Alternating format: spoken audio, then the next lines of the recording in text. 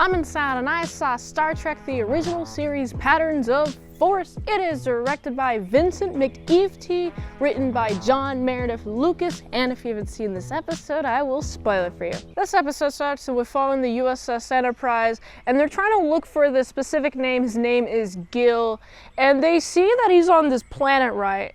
And he hasn't really done any checking up on with the Federation, and so we have the USS Enterprise. They're going to this planet. They go to this planet, and they have records that the civilization, the Echoes, they're specifically not very advanced, but somehow when they beam down to this planet, it's like the 1940s Germany. And it's like, how did these people get all of this advanced technology? Well, the Zeons are here. Also, they beam down and immediately we see some tensions. Is it race or is it alien? Alien races? Yeah, alien race tensions. We got the Echoes, they're in authority. We got the Zeon, and they won't fight back. The Zeons are peaceful, they love people, they want to be able to spread their knowledge. And we got the Echoes, they're kind of barbaric, they're a barbaric society, and they have the authority, and since the Zeons have spread their technology to the Echoes used their technology against the Zeon, and I'm like, oh geez, but this is a civilization where the Echoes are in control, and the Zeons are being captured and discriminated against, specifically just because they're Zeons. Kirk's here is like, wait, what happened to the non-contact order? Obviously, this guy, the guy that we're looking for, he was able to influence his culture in such a way that it is now 1940s Nazi, literal Nazis, with the whole like arm patches and the swastika and everything about the society is Nazi. And so Kirk's like, oh geez, how are we going to get around? I like this. I like their strat. We gotta bop a guy, steal their clothes. We gotta bop another guy, steal their clothes. Now they're trying to get into the place. They're trying to talk to the Fuhrer. The Fuhrer. I'm not German. I don't know how to pronounce that. The Fuhrer.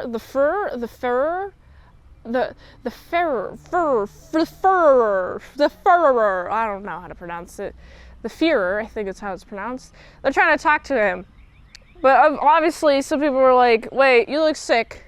Take off your helmet." And then, you know, it's Spock and Kirk down, so Spock has the ears, and they're taken to the prison, and they're getting whipped. And I'm like, oh geez, who thought that this was a good idea? I mean, this is not a good society to replicate after. You shouldn't try to replicate a society after Nazi Germany, because that's not good. A lot of people died. A ton of people died. So many people know of Hitler because of this, dude. Like, everybody knows this is not a freaking good society to look back on. But we got another planet, and they're copying Nazi Germany. Obviously, this freaking the Fuhrer is in control, and this guy is from the Federation, and he was not supposed to interfere with their culture, but obviously he did in a terrible, influential way. And so now we got Kirk and Spock. They're trying to get out of the jail. And first of all, I like, how is it engineering ability? What's that called when you're able to take the world around you and just be able to create something inventive? I like how inventive they are. They're like, okay, Spock's here. He's like, oh, got a piece of metal. Remove the mattress. Take the metal parts, with, by the way, shouldn't be able to be easily removed like that. That's a hazard that could be used to stab somebody. You should. I'm looking at this. This is such a hazard. No. But of course, Works for Spock's purposes. He's bending the metal. Oh, I gotta have it at least this distance away, and then, you know, hold it up to the light bulb. We go up to the light bulb, and then there's like a laser. They create a laser, and they laser the lock, and then they're able to escape. They're able to call for a guard. Help, help, finally, I'll talk. And then they make the guard unconscious, and then they steal the keys, and then they unkey themselves, and then there's another guy there, right, that they met earlier. This guy's like, I know where you're trying to go. Take me with you. And then they take him. And I'm like, okay. So this is interesting. We got Kirk, Spock.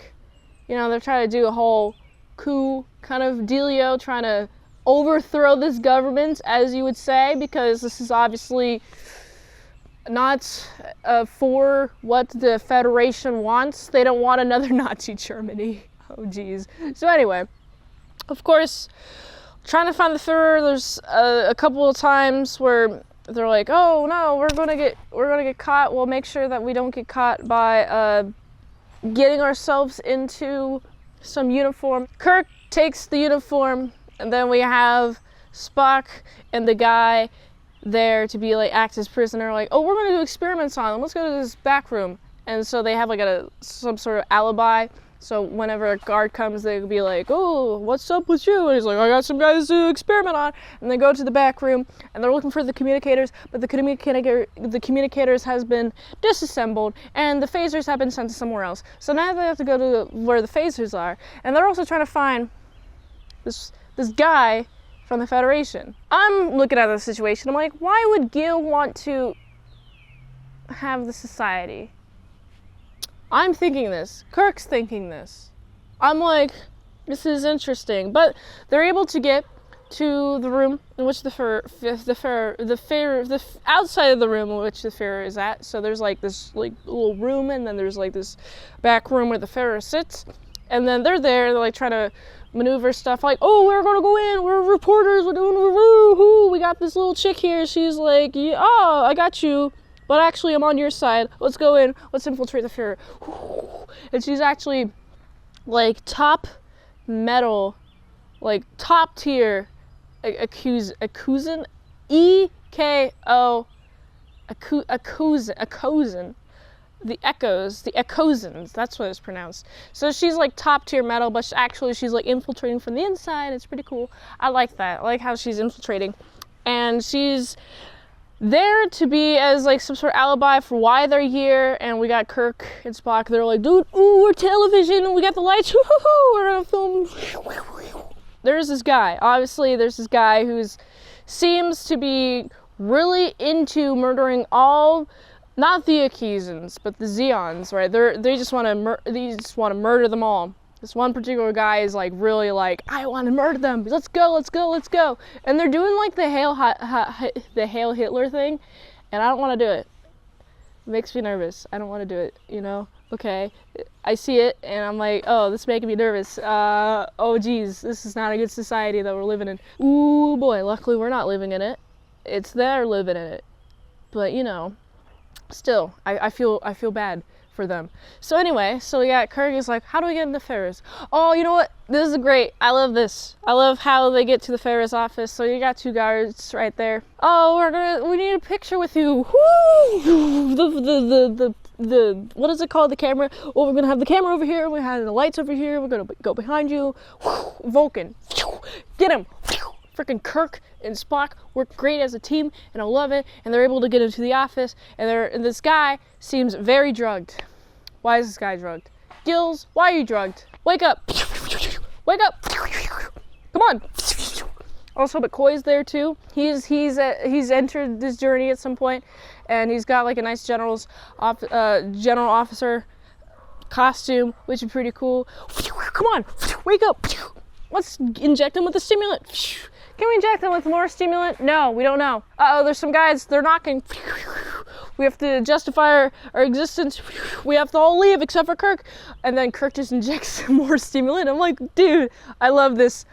I love it because Kirk has the authority to take the specialized opinion of people, right? And listen to them or not. He has that ability. Like, so when he has the stimulant, he's like, I think I should just add more stimulant. And then he's awake, but he's giving them some information. He's like, why?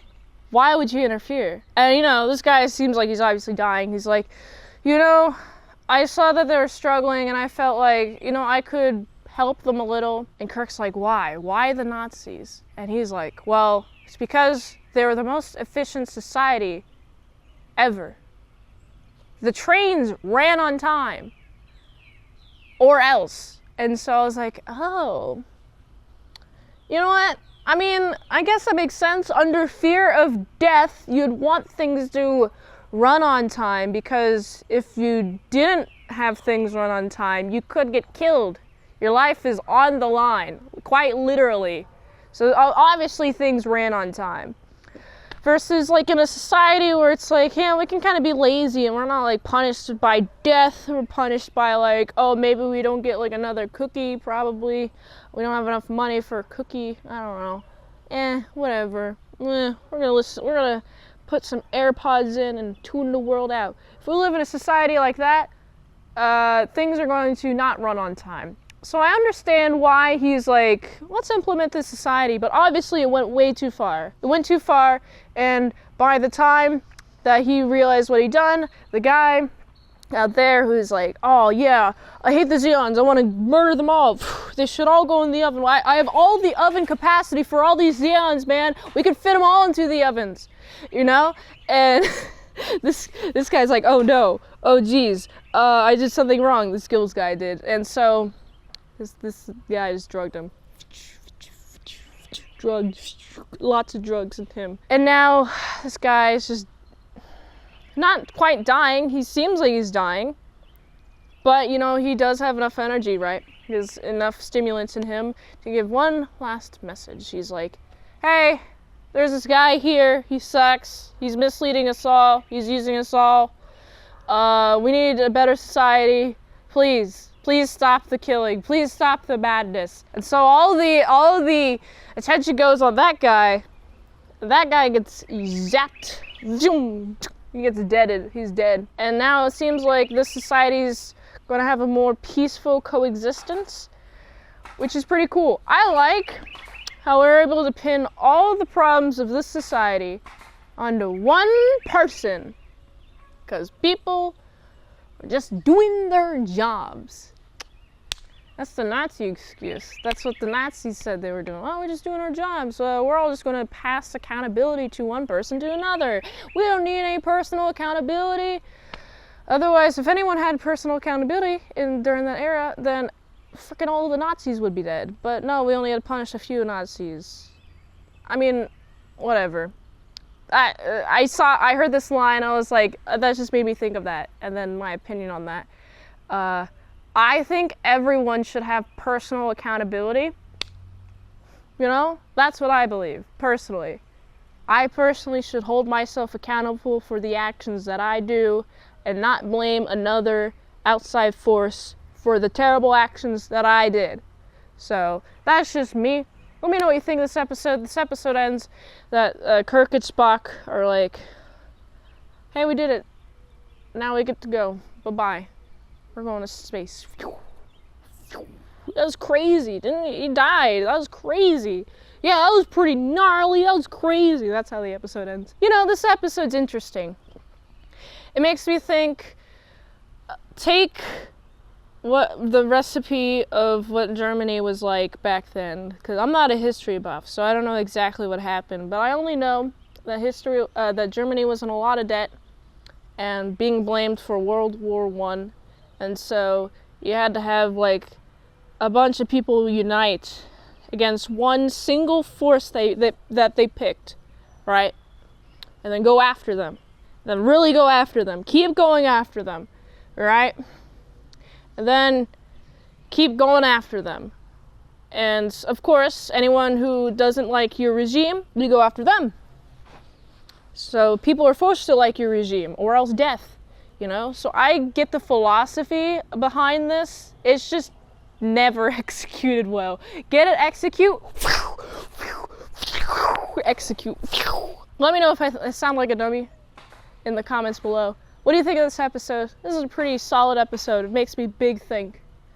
I'm not a history buff, but Nazis are bad. So I gotta give this episode's a solid, it's like an 8.1 out of 10. If you like this review, watch another one. The platform really likes that. If you want to fast track a movie review, you can do that for $20 redeemos at patreon.com/ASEPresents. And if you'd like to help support the daily grindiness of all them daily movie reviews, go to this link tree, find the way you can help support the daily grind of all them daily movie reviews, and go here. And until next time, I'm mint salad sauce. You like my salad croutons and bacon bits. Beam me up.